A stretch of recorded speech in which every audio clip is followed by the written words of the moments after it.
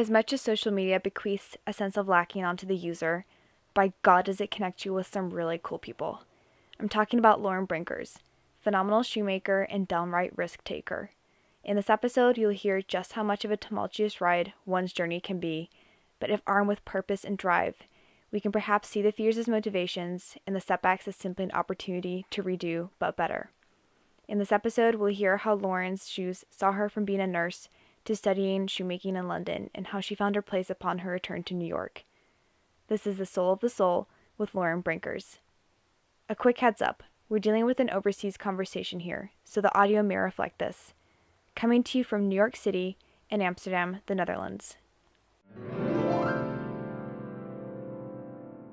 When I came across that Instagram post, the one that connected us, it mentioned that you studied in London and then moved back to the States, as well as having a legend of a mentor who's a fifth-generation cobbler. And I love it if you could speak a little more in depth to how you first got started on this journey and what made you pursue shoemaking.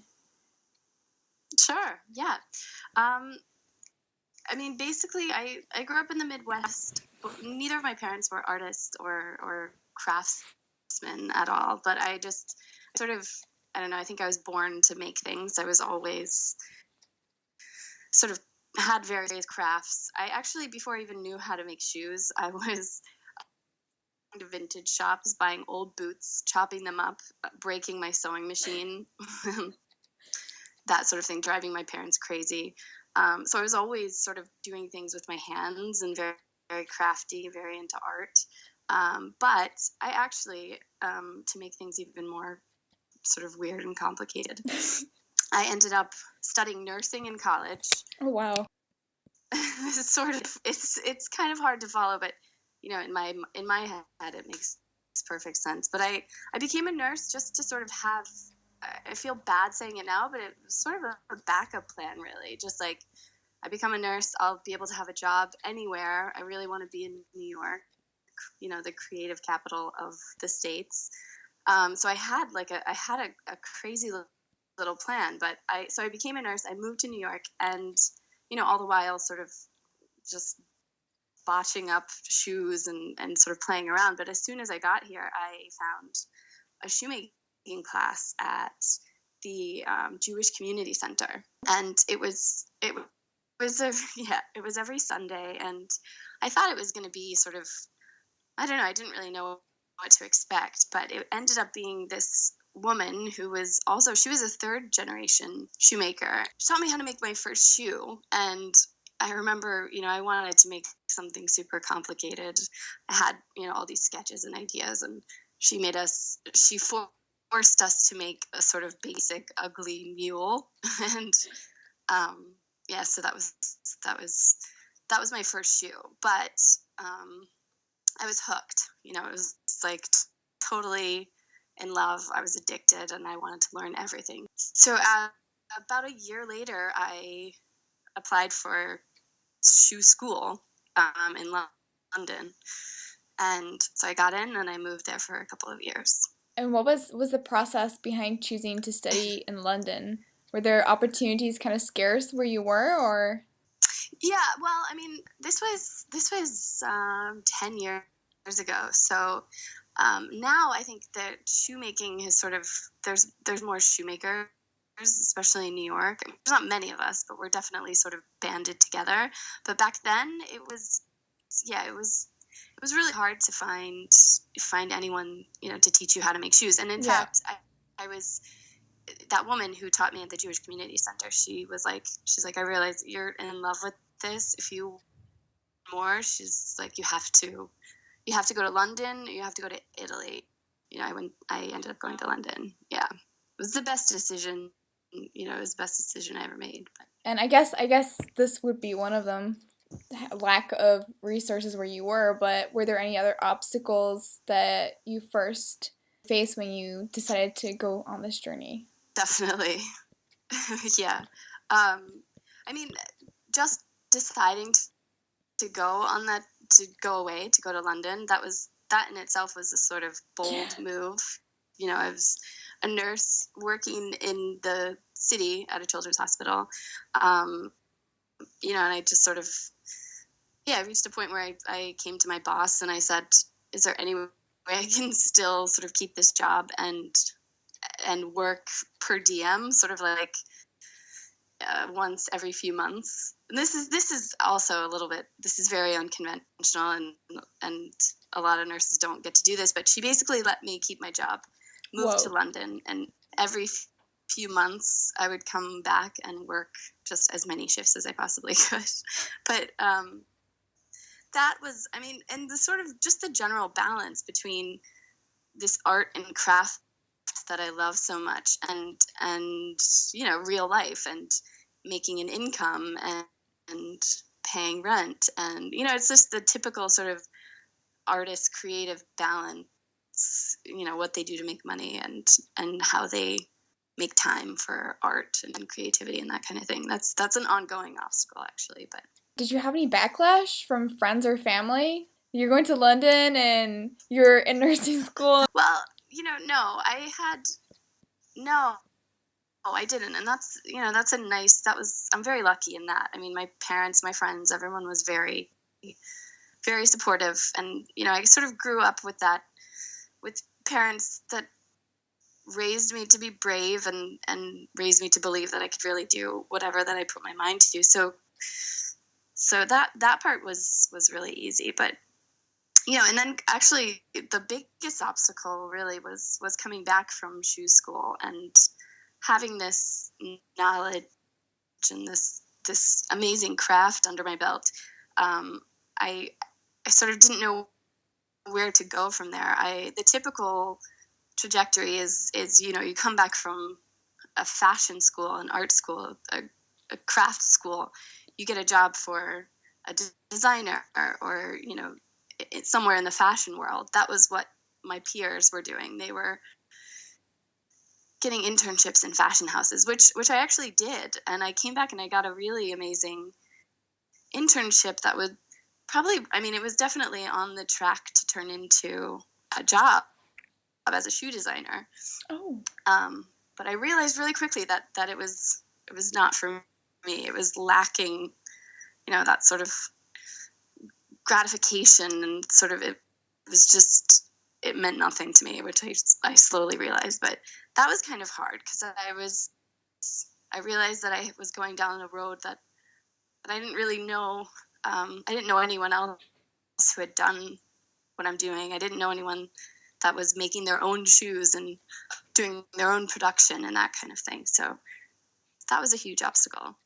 Yeah, how did you manage to find the resources, and without an immediate community doing what you're doing as well, how did you first find the resources to start out on your own like this?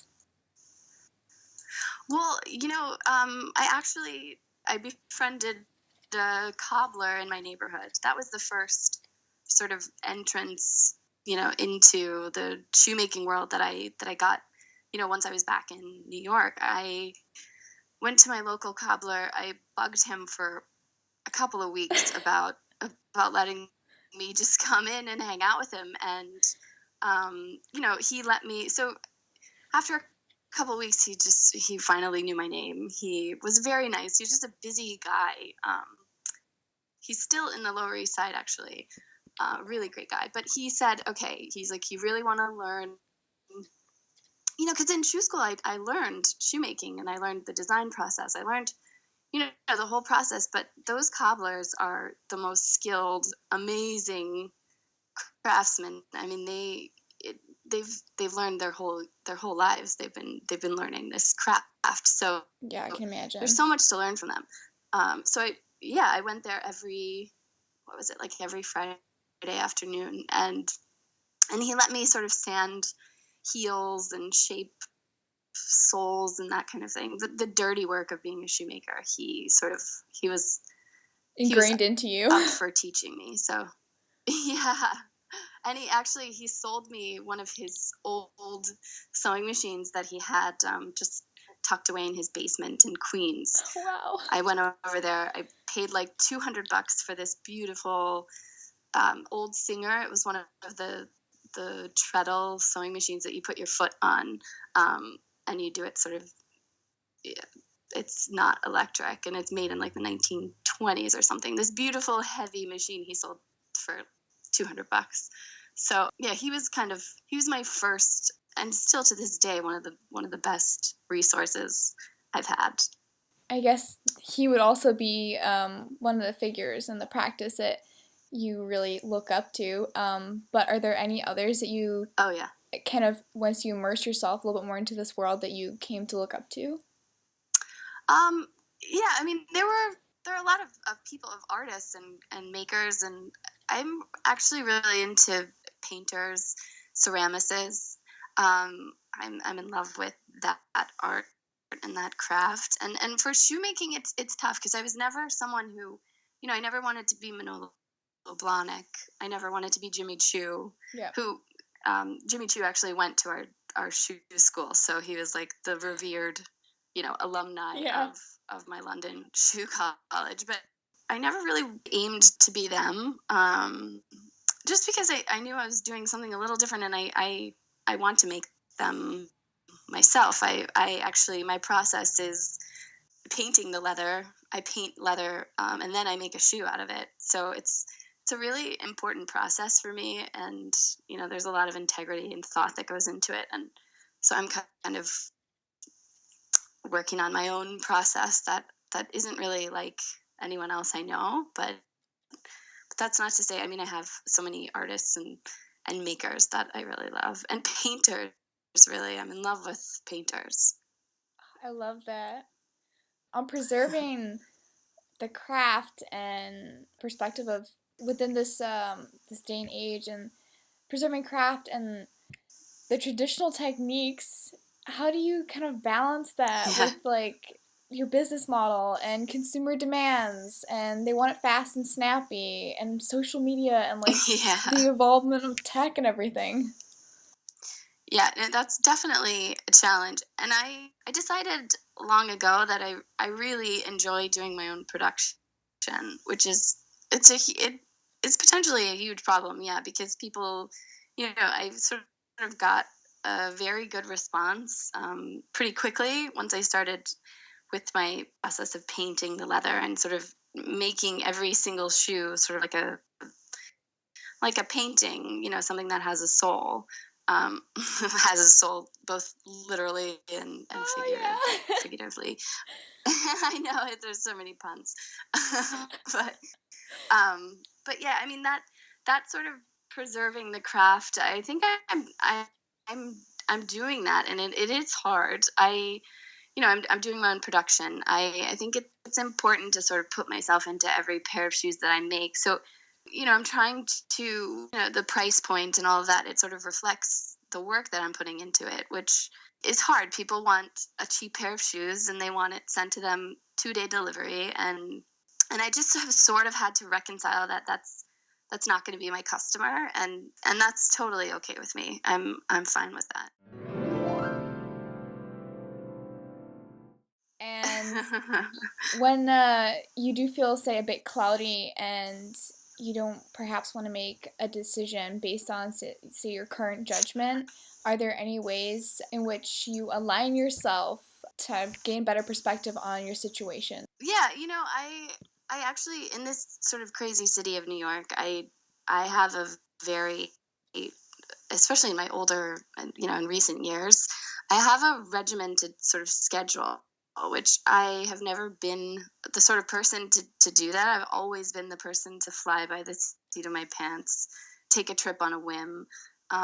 Following my gut has never, ever been a problem for me. It's more the opposite. I kind of need to sit down and deliberate and that kind of thing. But I'll say that in the last, maybe, I don't know, a few years, 5 years, maybe it's getting older, but I've realized that setting a schedule for myself, which includes things like yoga and exercise and walks. I mean, walking for me is weirdly cathartic and amazing. But I've got tons of things that sort of help me, but I have to schedule them, which is so nerdy, but I'm realizing that it really makes a difference. So I schedule a little bit of time every day for that kind of thing. And yeah, that's actually been very, very helpful and rewarding. And do you feel that you perhaps inherited the ability to really hone in on your inner compass and know what you want from your parents or any elders in your life? Oh yeah, absolutely. I think we're all a product of our environment, but also, I was taught to sort of to nurture that, to nurture my creativity, and I think in part it has to deal with me becoming a nurse. It makes no sense, but it's also made me become, who I am as well, just making very quick decisions and not to mention the level of humanity and sort of crazy, gratitude I have for that whole profession. But I guess it's my parents, it's nature and nurture, and it's everything. But yeah, I can see that the nursing side would definitely give you an advantage tactical wise, when it's like you always have the business and then the creative, and people always find a difficulty in balancing that. I can see that nursing might really come in handy there. Well, yeah, it's about following that sort of inner voice and tuning out the self-doubt and everything that comes later, everything that sort of once it's sitting, it sort of comes bubbling up. It's about listening to that sort of initial intuition and believing in yourself, and that part is really hard, I think, and you have to kind of be brave for that part. I really feel that people might take things a little too seriously sometimes, and you have to take yourself seriously, but you have to have fun as well. Yeah, I love that. Actually, one of my favorite books I've read that sort of speaks to that staying true to your path, and that sort of that bravery of spirit, is an author. Her name's Rebecca Solnit. She wrote the book, The Field Guide to Getting Lost, and she has so many good quotes from that book. It's amazing. She says something like, "Leave the door open for the unknown, the door into the dark. That's where the most important things come from, where you yourself comes from, and where you will go." Forgive me if that was not word for word, but I love that so much. It's like, it's such a brave sort of statement that makes, it kind of, when I hear it, it makes me want to go into that unknown, that dark place, and see what happens.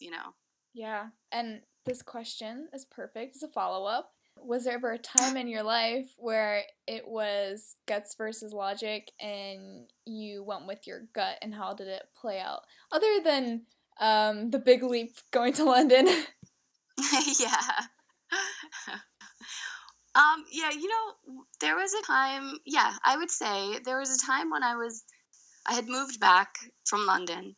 I was very excited to become a shoe designer.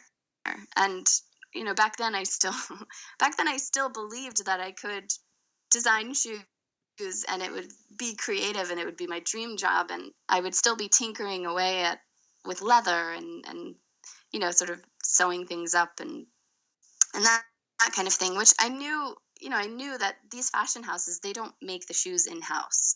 They do lots of creative work, lots of fun stuff, but they don't make the shoes themselves. Anyway, I got back from London. I got a dream internship that was going to turn into a job. I had a sort of guaranteed job in a few months.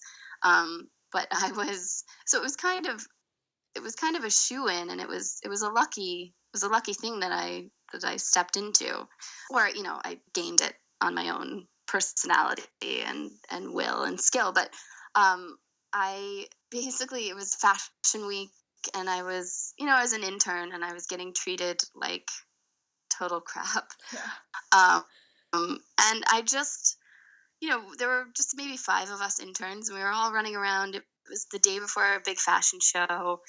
It was very exciting, but I just remember running around and just realizing, like, this is everyone's dream right now. This is everyone that I went to school with. This is their dream scenario. I'm in a huge fashion house actually their shoe department was just launching then, so it was perfect timing for me. But I was just, I realized that I hated it, and I wanted to make them myself, and I wanted to be present and to sort of put my soul into shoes that I made. So that day, I finished my day, at the fashion house, which, by the way, back then, this is crazy. I was interning during the day from like 9 to 5, and then I was doing nursing shifts overnight. So I was also very sleepy, and very overworked. And I could probably only do this back in my 20s when I was doing this, but I was stretched, and I was so sort of just, I was not into the fashion world at all. And I realized it very quickly. So I quit, and everyone thought I was nuts. And, including my parents were even like, are you sure this is kind of what you wanted to do? But I was very sure of myself, and I quit, and I kind of never looked back.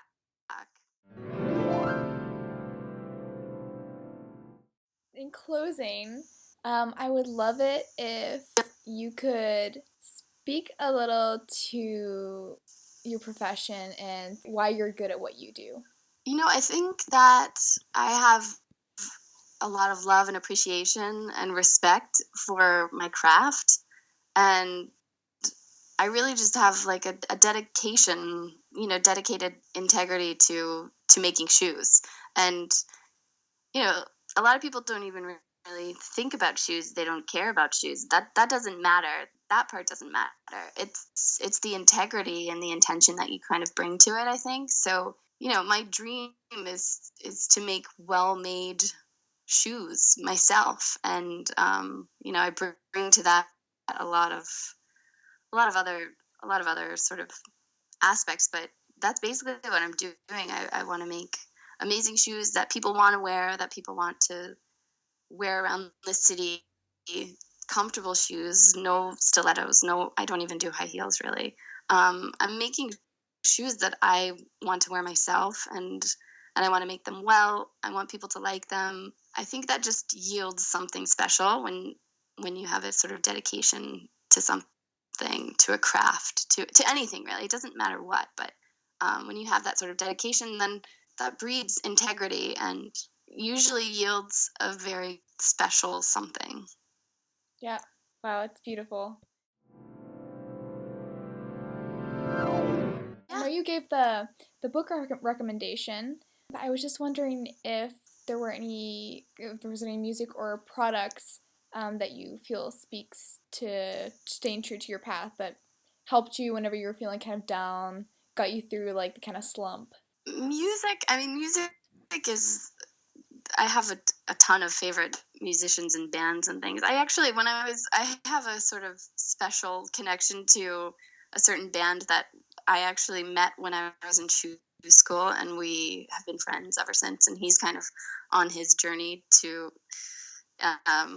with his band. It's called, his name's Keith Zariello, and he's part of the Shivers. It's my favorite band ever, and also like one of my dearest friends. But it's nice to kind of surround yourself with like-minded people when you're pursuing anything. I mean, especially in the creative world, I found it so beneficial to just like be present and align yourself with like-minded individuals, and I found people to be just enormously helpful in that whole journey, more so than a book or a certain something. I think if you align yourself with the right people, and you have to be present for that, I think that's harder today than it's ever been, just because we're a little less present with technology. Yeah. And we think we know someone just from their Instagram or their online presence.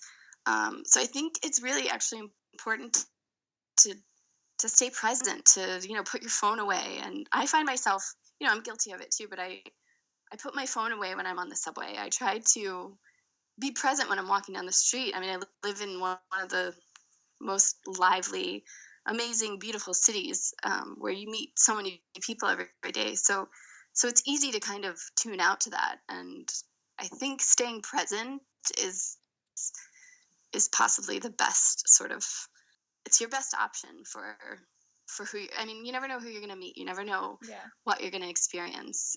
So, Yeah. People definitely enhance people. yes. This is Guts and Glory, signing off with Lauren Brinkers. This was The Soul of the Soul with Lauren Brinkers. Refer to the show notes to further get to know our guest. Share your thoughts and show some love by subscribing or get in touch to be featured on the podcast. Released every other Monday, thanks for lending us an ear. Passing on the mic.